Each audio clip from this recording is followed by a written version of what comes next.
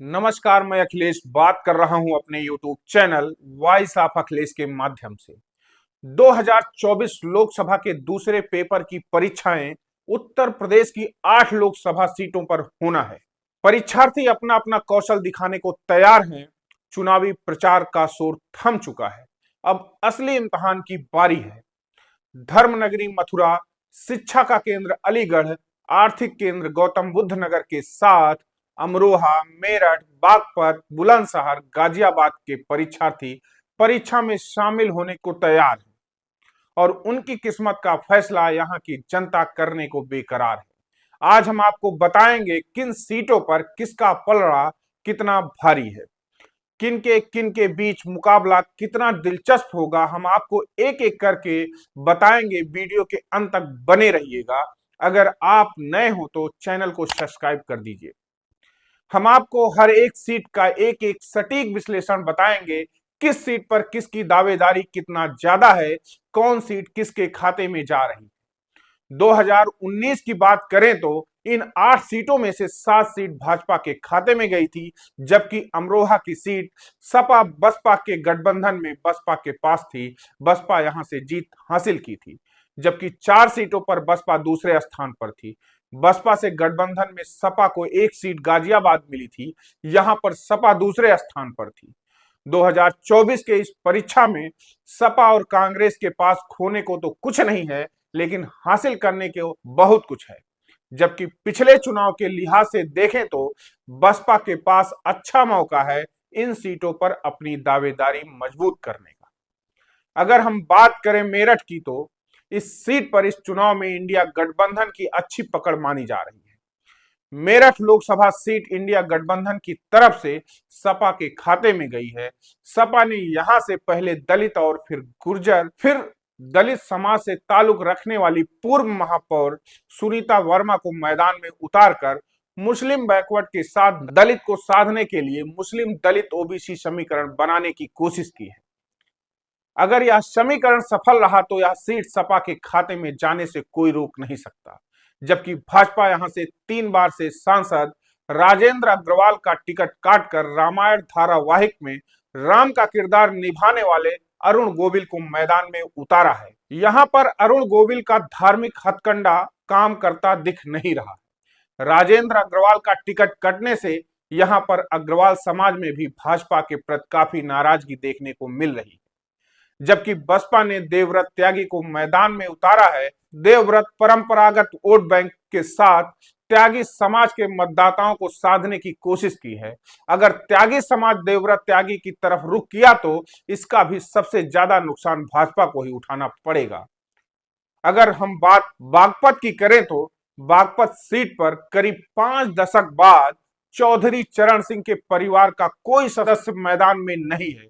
यहां से रालोद ने राजकुमार सांगवान को मैदान में उतारा है। भाजपा के साथ रालोद ने अपने परंपरागत वोट बैंक को साधने की कोशिश की है, जबकि सपा ने पूर्व विधायक अमरपाल शर्मा पर दांव लगाकर संघर्ष कांटे का कर दिया है। पार्टी के वोटरों के साथ ही ब्राह्मण को साधने की कोशिश की गई है, जबकि बसपा गुर्जर वोटरों को साधने के लिए प्रवीण बैसला को मैदान में उतारा है। बसपा के इस फैसले ने बागपत के मुकाबले को त्रिकोणीय बना दिया है। अगर हम बात अमरोहा की करें तो यहां पर मुस्लिम वोटर निर्णायक होते हैं। बसपा से सांसद बने कुंवर दानिश अली अब कांग्रेस से मैदान में है। दानिश अली अपनी जीत बरकरार रखने की कोशिश में लगे हैं। सपा और कांग्रेस के परंपरागत वोट बैंक के साथ ही मुसलमानों को साधने की कोशिश कांग्रेस ने की है, जबकि भाजपा ने पिछला चुनाव हारने वाले गुर्जर बिरादरी के पूर्व सांसद कंवर सिंह तंवर पर एक बार फिर से दांव लगाया है। तंवर गुर्जर बिरादरी के हैं। गुर्जर, जाट, सैनी सहित अन्य जातियों को लामबंद करने की भाजपा ने कोशिश की है। यहां से बसपा ने मुजाहिद हुसैन को प्रत्याशी बनाया है। अगर हम बात गौतम बुद्ध नगर की करें तो यहां पर मुकाबला त्रिकोणीय है।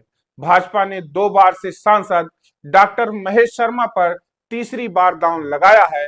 सपा ने गुर्जर समाज के डॉक्टर महेंद्र नागर को उम्मीदवार बनाकर मुस्लिम वोट बैंक के साथ गुर्जर को एकजुट करने की कोशिश की है, जबकि बसपा ने क्षत्रिय समाज के राजेंद्र सोलंकी को मैदान में उतारकर समीकरण को उलझा दिया है।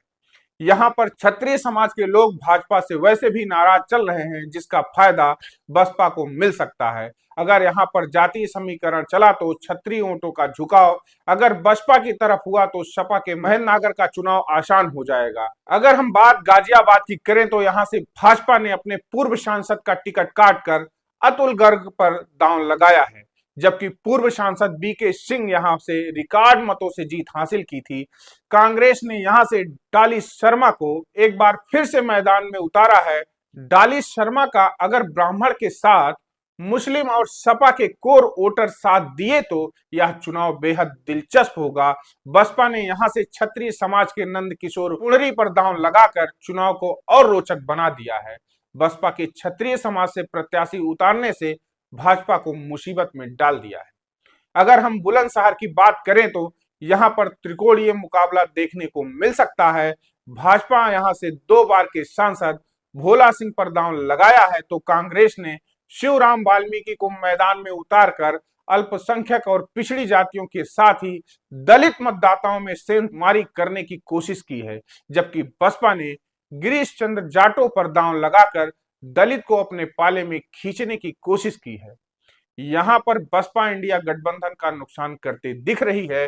अगर हम बात अलीगढ़ की करें तो यहां पर भाजपा ने 2 बार के सांसद सतीश गौतम पर फिर से दांव लगाया है, जबकि सपा ने कांग्रेस से आए जाट समाज के पूर्व सांसद ब्रिजेश सिंह पर दांव लगाकर जाट बिरादरी को जोड़ने का प्रयास किया है। बसपा ने यहां से हितेंद्र उपाध्याय को मैदान में उतारकर मुकाबला रोचक बना दिया है। अगर हम बात मथुरा की करें तो इंडिया गठबंधन यहां पर चुनाव प्रवासी बनाम ब्रिजवासी करने की कोशिश की है। भाजपा से हेमा मालिनी तीसरी बार मैदान में है, जबकि कांग्रेस ने मुकेश धनगर को उम्मीदवार बनाया है। बसपा ने सुरेश सिंह को मैदान में उतारकर जाट वोट बैंक में सेंध लगाने की कोशिश की है। इस तरह से उत्तर प्रदेश की इन 8 लोकसभा सीटों में 5 सीटों पर इंडिया गठबंधन की पकड़ ज्यादा मजबूत दिखाई पड़ रही है, जबकि इस बार भाजपा सिर्फ 3 सीटों पर मजबूती से चुनाव लड़ते हुए दिख रही है। आपकी इस वीडियो पर क्या राय है, कमेंट बॉक्स में जरूर बताएं। अगर वीडियो पसंद आया तो वीडियो को लाइक करें, शेयर करें, हमारे चैनल को सब्सक्राइब करें। धन्यवाद, मिलते हैं अगले वीडियो में।